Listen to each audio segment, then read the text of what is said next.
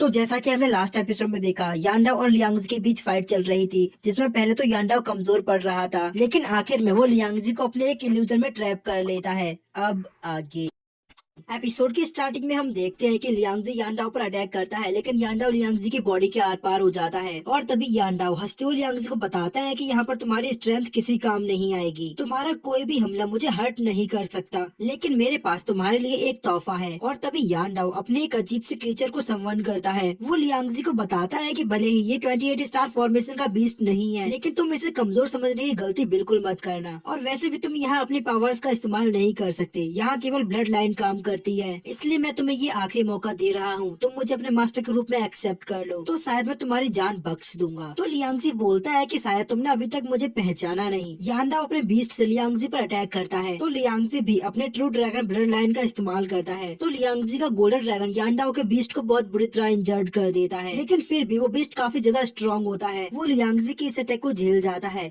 तो लियांगजी अपने ice Phoenix को संवन करता है, तो लियांगजी का आइस फिनिक्स और गोल्डन ड्रैगन दोनों मिलकर एक साथ उस बीस्ट को खत्म कर देते हैं। ये देखकर यांडाओ काफी ज्यादा हैरान होता है, वो बोलता है कि ये कैसे पॉसिबल हो सकता है, तुम्हारे पास आइस फिनिक्स और ट्रू ड्रैगन दोनों की ब्लड लाइन कैसे है। तभी प्रिंसेस फेरी फॉक्स से पूछती है कि क्या सच में लियांगजी के पास डबल ब्लड लाइन है। तो फेरी फॉक्स बताती है कि ये एक लंबी कहानी है, हम इसके बारे में फिर कभी बात करेंगे। तभी हम यांडाओ को देखते हैं जो बोलता है कि ये कैसे पॉसिबल हो सकता है, एक ह्यूमन के पास डबल सुप्रीम ब्लड लाइन कैसे हो सकती है। तो लियांगजी उसको बताता है कि तुम गलत हो, जरा अपने पीछे देखो, मेरे पास दो नहीं बल्कि तीन ब्लड लाइन है। और तभी लियांगजी अपनी मार्शल सोल से यांडाओ को पकड़ लेता है, और तभी हम रियल वर्ल्ड में देखते हैं कि मून बीस्ट के उस बॉडी पार्ट में कुछ रिएक्शन होने लगती है, जिसकी वजह से चारों ओर एक फॉर्मेशन बनने लगती है। तभी लियांगजी यांडाओ के साथ रियल वर्ल्ड में आता है, और वो भी ये सब देखकर काफी ज्यादा कंफ्यूज होता है। तो यांडाओ हंसते हुए सभी को बताता है कि ये जगह सेल्फ डिस्ट्रक्ट होने वाली है, बस कुछ ही देर में यहाँ एक बड़ा एक्सप्लोजन होगा, और तभी बूम,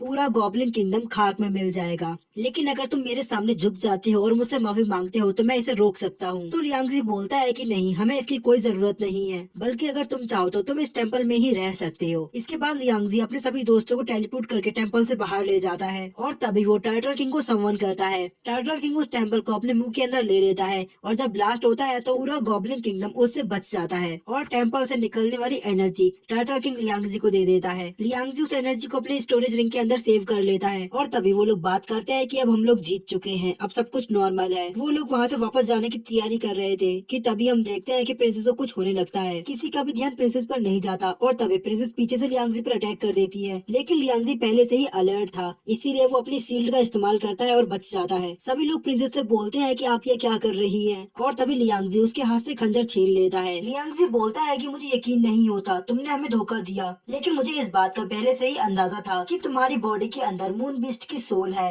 लियांगजी की बात सुनकर प्रिंसेस जोर जोर से हंसने लगती है, और तभी मून बीस्ट बोलता है, लियांगजी, तुम बहुत ज्यादा चालाक हो। मैं अपनी सच्चाई रिवील तो नहीं करना चाहता था, लेकिन तुमने मुझे मजबूर कर दिया।